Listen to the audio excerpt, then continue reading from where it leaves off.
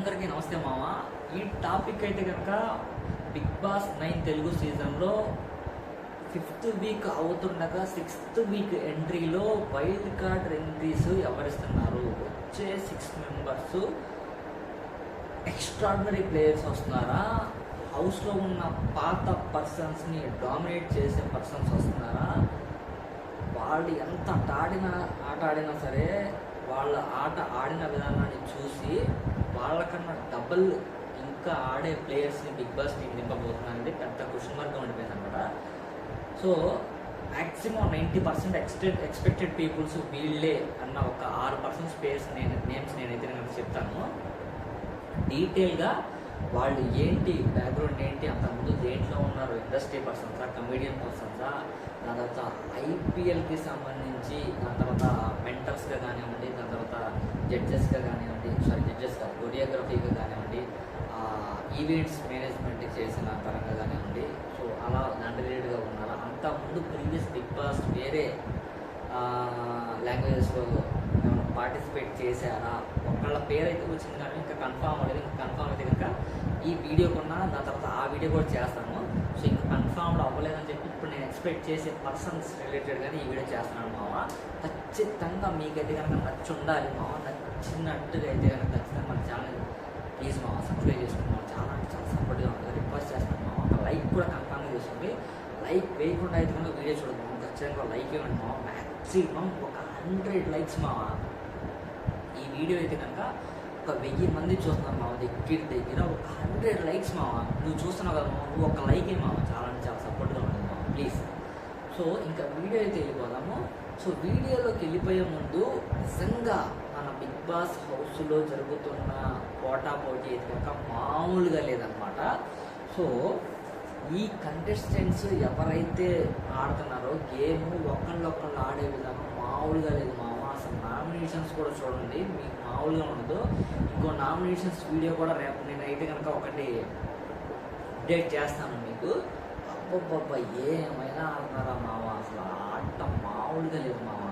ఖచ్చితంగా ఎవరు వెళ్ళిపోతారో ఒక 2 పేర్లు అయితే కనుక మెన్షన్ చేసి, సో వాళ్ళ మీద కూడా ఒక వీడియో చేస్తాను. ఒక పర్సన్ అయితే కనుక శ్రీజ, ఆ సెకండ్ పర్సన్ ఎవరో కూడా కన్ఫర్మ్ అవుతుంది. సో అయిపోతుంది అనగా నేనైతే కనుక వీళ్ళిద్దరు ఫైనల్ జడ్జిమెంట్ ఎవిక్టెడ్ పర్సన్స్ అని చెప్పి నేను ఒక వీడియో కూడా చేస్తాను మామ. అది కూడా మీ హృదయాన్ని ఖచ్చితంగా గెలుచుకుంటున్నాను. సో ఇప్పుడైతే కనుక ఎవరు ఈ ప్లేయర్స్, ఎవరు 6 ప్లేయర్స్, ఏ ఇండస్ట్రీ ఏంటి, పలానా అని చెప్పి డీటెయిల్గా చెప్తాను మామ. సో ఇప్పుడైతే కనుక మనం టాపిక్ రిలేటెడ్గా చెప్పుకున్న దాంట్లోకి వెళ్ళిపోదాం మామ. ఫస్ట్ అయితే కనుక ప్రభాస్ సీను. ఈయనైతే కనుక తెలుగు సినిమాలో ఒక భారతీయ నటుడు అనమాట. సో హాస్యమరు కొన్ని ప్రతికూల ఛాయలు కలిగిన పాత్రల్లో ప్రసిద్ధి చెందాడనమాట. సో 2012లో గబ్బర్ సింగ్ అనే చిత్రంలో తన పాత్రకు ఉత్తమ హాస్య నటుడిగా సైమా అవార్డుని గెలుచుకున్న తర్వాత అతను గణనీయమైన గుర్తింపు పొందాడనమాట. So that is the main point. దాని తర్వాత ఈయనకి ప్రభాస్ అని పేరు ఎందుకు యాడైందో చెప్తుంటుంది. నటుడు ప్రభాస్తో తనకున్న సన్నిహిత అంటే స్నేహం మరియు వృత్తిపరమైన అనుబంధం కారణంగా ప్రభాస్ అనే ఉపసర్గను స్వీకరించారు. 100 చిత్రాలకు పైగా విస్తరించిన కెరియర్తో అతని ముఖ్యమైన పనిలో బలుపు, ఆగడు, F2, దాని తర్వాత ఫన్ అండ్ ఫ్రస్ట్రేషన్ మరియు రంగస్థలాలు ఉన్నాయన్నమాట. దీంతో పాటుగా ప్రభాస్ టీము మరియు నటుడు ప్రభాస్కు ఒక ఫిల్మ్ ఇన్స్టిట్యూట్లో బ్యాచ్మేట్స్ అన్నమాట. సో అలా బ్యాచ్మేట్స్తో ఉన్న సన్నిహిత స్నేహం మరియు వృత్తిపరమైన సంబంధాల కారణంగా తనకైతే కనుక ప్రభాస్ సింగ్ అని పేరు వచ్చిందనమాట. ఈయనైతే కనుక ఫస్ట్ కంటెస్టెంట్స్ ఖచ్చితంగా ఈయనైతే కనుక ఎంట్రీ ఇస్తున్నారంటే, ఈయన నేను అనుకోవడం కొంచెం ఫన్ రిలేటెడ్గా, కామెడీ రిలేటెడ్గా, కొంచెం పంచ్ రిలేటెడ్గా సో పడతాయని చెప్పి అనుకుంటున్నాను. బట్ ఈయన వచ్చిన తర్వాత హౌస్లో కొనసాగుతారా లేదని చెప్పి క్వశ్చన్ మార్క్గా ఉందన్నమాట. సో ఫస్ట్ ఆఫ్ ఆల్ కనుక ఈయనైతే కనుక మంచి కంటెస్టెంటే, మంచిగా ఆడగలరని చెప్పి నేనైతే అనుకుంటున్నాను. సో ప్లే అంటే గేమ్స్ రిలేటెడ్గా, ఫిజికల్ రిలేటెడ్గా అయితే అంత పర్ఫార్మెన్స్ ఇవ్వలేకపోతాడని చెప్పి నా యొక్క ఆలోచన. ఎందుకంటే కనుక అంత ఫిట్నెస్ కాదు కాబట్టి. సో వచ్చే 6 మెంబర్స్ 2 ఫిట్నెస్ పర్ఫెక్ట్గా ఉన్నారు మామ. 2 లేడీస్, 3 లేడీస్, 3 జెంట్స్ వస్తారు. మామూలుగా లేదు. సెకండ్ కంటెస్టెంట్ గురించి చెప్తాను. మీకైతే కనుక ఫీజులు లెగిసిపోతాయి. ఆవిడైతే కనుక ఎవరు తెలుసా? అలైక్య చిట్టి పికిల్స్ రమ్య. రమ్య యొక్క బ్యాక్గ్రౌండ్ ఏంటి, ఆవిడ్ని బిగ్ బాస్ హౌస్లో తీసుకోవడానికి రీజన్ ఏంటో చెప్తాను. అసలు వాళ్ళకు ఇన్స్టాగ్రామ్లో ఫాలోయింగ్ ఎవరికి ఉండదు మామ. వాళ్ళు ముగ్గురు సిస్టర్స్, సిస్టర్ 1, సిస్టర్ 2, సిస్టర్ 3. అసలు ఒకళ్ళైతే జిమ్, ఇంకోళ్ళేమో హెయిర్ కట్, ఇంకో డ్రెస్ మెటీరియల్స్, ఇంకోళ్ళేమో ఇన్స్టాగ్రామ్లో ఆన్లైన్ ప్రియా పచ్చడ్. ఆ బిజినెస్ కొంచెం డ్యామేజ్ అయింది ఆల్రెడీ. ఆ రీజన్ కూడా ఎందుకు చెప్తాను చూడండి. సో రమ్య అనే ముగ్గురు సోదరిమణుల్లో ఒకరైన వైరల్ అయిన మాంసాహార ఊరగాయ వ్యాపారంలో అలైక్య చిట్టి ఊరగాయలు. ఈ వ్యాపారం సోషల్ మీడియాలో అపారమైన ఖ్యాతిని సంపాదించుకుంది. కానీ ఏప్రిల్ 2025లో జరిగిన ఒక కస్టమర్ సర్వీస్ సంఘటన తర్వాత వివాదాలు వేగవంతమై క్షీణతకు ఎదుర్కొందన్నమాట. తన సోదరీమణులతో పాటుగా రమ్య కూడా వారి వ్యాపారంలో మన తదుపరి ఆన్లైన్ అపఖ్యాతి కారణంగా ఇంటి పేరు మారింది. సో ఇది వైరల్ అయిన కీర్తి మీడియాకు ఆసక్తిగా దారితీసింది. సో మరియు బిగ్ బాస్ తెలుగులోకి వారి సంభావ్య ప్రవేశం గురించి ఊహాగానాలు కూడా దారితీసింది. రైట్, చూడండి పాయింట్ అదే. రమ్య హిస్టరీ చెప్తాం. సో వ్యాపార సంస్థలు రమ్య అలైక్య చిట్టి పికిల్స్ మనకు తెలిసిందే. వారి నాన్ వెజ్ ఊరగాయ వ్యాపారాన్ని తెలిసిందే, మనకు తెలిసిందే. వైరల్ ఎలా వచ్చింది అని చెప్తాం. వీళ్ళ వ్యాపారం వైరల్ స్వభావం కారణంగా సోని మనకి ఇంటింటికి ప్రసిద్ధి చెందారు.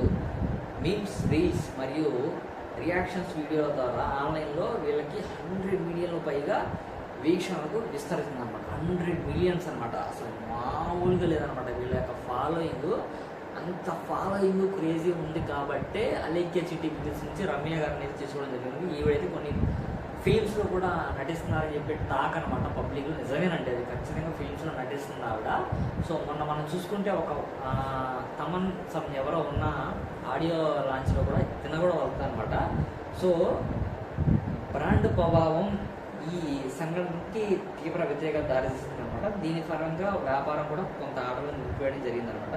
సో మీడియా మరియు బిగ్ బాస్కి ఎందుకు ఆసక్తి వచ్చిందంటే, విధానం ఉన్నప్పటికీ వారు పెరిగిన దృశ్యమానత మరియు సోదరీమణులు ఒకరికొకరు బహుశా రమ్య వారి ప్రజాదరణ కారణంగా రియాలిటీ షో బిగ్ బాస్లోకి ప్రవేశించడం గురించి చర్చలు అయితే జరిగాయని చెప్పి అనుకున్నాము. ఆ జరిగిన చర్చల తర్వాత ఈవిడ తీసుకుంటున్నారనే కూడా 100కి 100% పర్ఫెక్ట్ కరెక్ట్. ఈవిడైతే కనుక వస్తున్నారు. ఈవిడ హౌస్లో కూర్చున్న తర్వాత ఎలా బిహేవ్ చేస్తారు ఏంటని చెప్పి, ఈవిడ యొక్క యాటిట్యూడ్, బిహేవియర్ ఎలా ఉండబోతుందని చెప్పి. ఎందుకంటే కనుక కొంచెం మాస్ క్యారెక్టర్ ఉందని చెప్పి నేనైతే ఎక్స్పెక్ట్ చేస్తున్నాను. సెకండ్ కంటెస్టెంట్ అయితే కనుక ఈవిడ మామ. సో థర్డ్ కంటెస్టెంట్ అయితే కనుక మన సుహాసిని గారు అనమాట. సుహాసిని అసలు ఈవిడ మన తెలుగు చలనచిత్రాల్లో కొన్నిట్లో సీరియల్స్లో వాటిలో నటించని సీరియలే లేదు. అసలు ఏదైనా ఎంటర్టైన్మెంట్ షో జరుగుతుందంటే కనుక ఈవిడ రాని షో అంటేనే లేదు. అసలు ఈవిడ ఎక్కడ పుట్టాడు, ఎక్కడ పెరిగారు, ఈవిడ బ్యాక్గ్రౌండ్ ఏంటి చెప్పి డీటెయిల్గా చెప్తాను చూడండి. సుహాసిని మరణానంతరం తమిళనాడుకు చెందిన వ్యక్తి అనమాట. ఈవిడ ప్రముఖ నటి, కథ రచయిత్రి మరియు నిర్మాత కూడా. ప్రత్యేక దర్శకుడు మణిరత్నంను వివాహం ఆడారనమాట ఈవిడైతే కనుక. ఈమె ప్రముఖ నటుడు కమల్ హాసన్ సోదరుడు చారు హాసన్ కుమార్తె మరియు కమల్ హాసన్కు మేనకోడలు అనమాట. సుహాసిని నటనతో పాటు దర్శకత్వం వహించి మద్రాస్ టాకీస్ అనే చిత్ర నిర్మాణ సంస్థ నిర్మాణంలో కూడా పాల్గొన్నారు. సో ప్రారంభం ఎలా అయ్యారు, జీవితం ఏంటో కొంచెం స్టడీస్ చేద్దాం అనమాట. సుహాసిని 1961లో ఆగస్టు 15న తమిళనాడు జన్మించారు. ఆమె తన కమల్ హాసన్ మరియు అమ్మమ్మతో కలిసి నివసించడానికి చెన్నైకి వెళ్ళారనమాట. ఆమె చెన్నైలో క్వీన్ మేరీస్ కళాశాలలో తన విద్యను చదువుకున్నారనమాట. సో అలా వృత్తి జీవితం సుహాసిని తమిళ చిత్ర పరిశ్రమతో పాటు తెలుగులో కూడా నటించారనమాట. ఈవిడికి నిజంగా చెప్పాలంటే 100కి 100% మంచి క్రేజ్ ఉందండి. ఈవిడ తెలుగులో, తమిళ్, కన్నడ, దాని తర్వాత కొన్ని లాంగ్వేజెస్లో మల్టీ సీరియల్స్లో ఈవిడైతే కనుక మంచిగానే పేరైతే కనుక సంపాదించారని చెప్పి నేనైతే అనుకుంటున్నాను. ఎందుకంటే కనుక చాలా సీరియల్స్ ఈవిడైతే కనుక మీరు చూసే ఉంటారు. నేను మన వీడియోలో కూడా కింద ఆవిడ ఇమేజెస్ని కూడా వేస్తాను చూడండి, ఖచ్చితంగా మీరు ఆవిడని చూసే గుర్తుపడతారు. సో ఈ 6 మెంబర్స్లో 3 టాప్లో ఉన్న టాప్ 3లో కంటెస్టెంట్ ఈవిడ కూడా ఉన్నారన్నమాట. 4th person Akhil Raj. అసలు ఈయన ఎవరు? అఖిల్ రాజ్ ఏంట్రా బాబు పేరు కొత్తగా వింటున్నట్టుందా? అలా అంటే కుప్పలు కాలేసినట్టే. అఖిల్ రాజ్ యొక్క కట్అవుట్ చూస్తే మాత్రం డీమార్ట్ పవన్ కూడా పడిగి రాదు.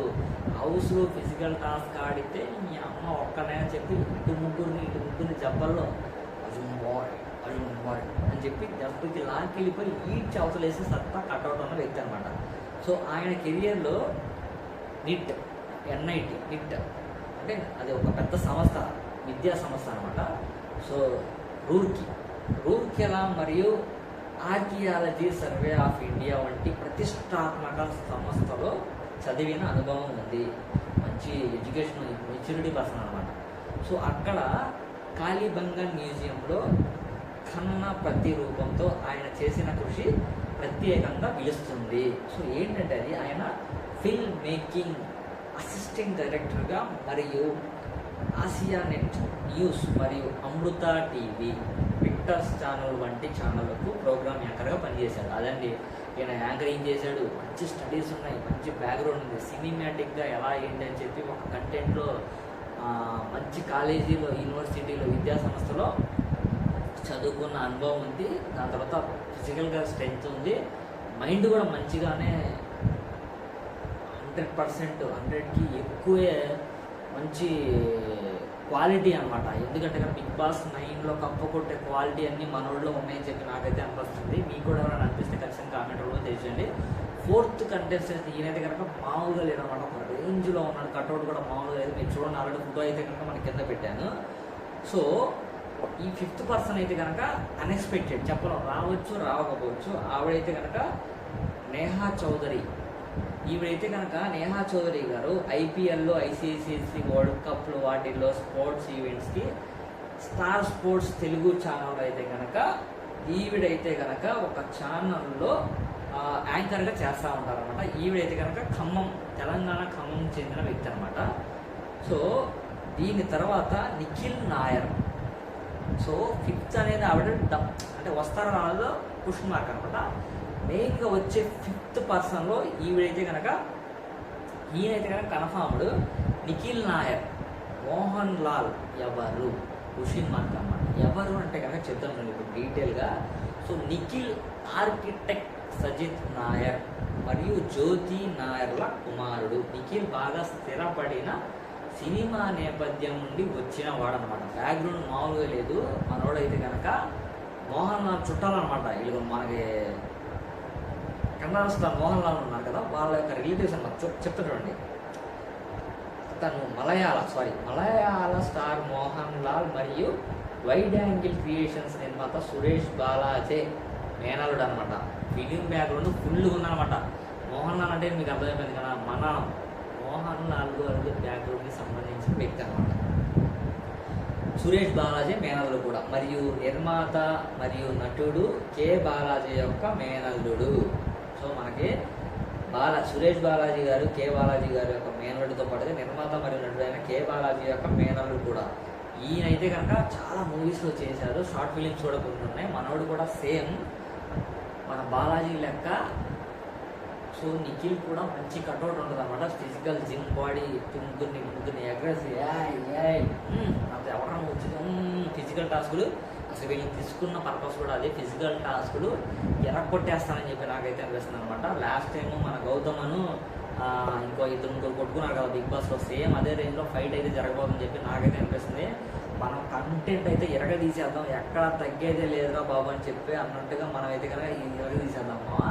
6th పర్సన్ ఎవరి పేరు చెబితే ఆంధ్రాలో కొన్ని ఏరియాలు గజగజలాడతాయో, ఎవరి పేరు చెబితే ఒక పార్టీలో ఫలానా అని చెప్పి కమ్ము తింటారో, ఎవరి పేరు చెప్తే ఆ మనిషి జనాలకి మంచి చేశారా అని చెప్పుకుంటారో, ఎవరి పేరు చెప్తే గాని ఇట్లా కింగ్ రావావు అని చెప్తారో, ఆ కింగ్ యొక్క సతీమణి దివ్యల మాధురి గారు. ఈవిడైతే కనుక వస్తున్నారో లేదో క్వశ్చన్ మార్క్ ఉండిపోయింది.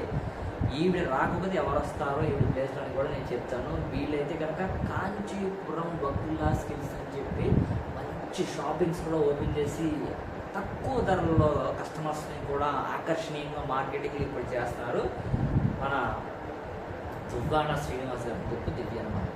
సో ఇన్స్టాగ్రామ్లో కూడా వీళ్ళు వీడియోస్ మంచి ఫేమస్ అయినాయి. సో వీళ్ళ యొక్క ఫ్యాన్స్ ఫాలోయింగ్ కూడా మంచిగానే ఉంది. ఈ వీడియో వస్తే కనుక ఈ వీడియో చూసి అందరూ హౌస్లో కొంతమంది భయపడిపోతారా,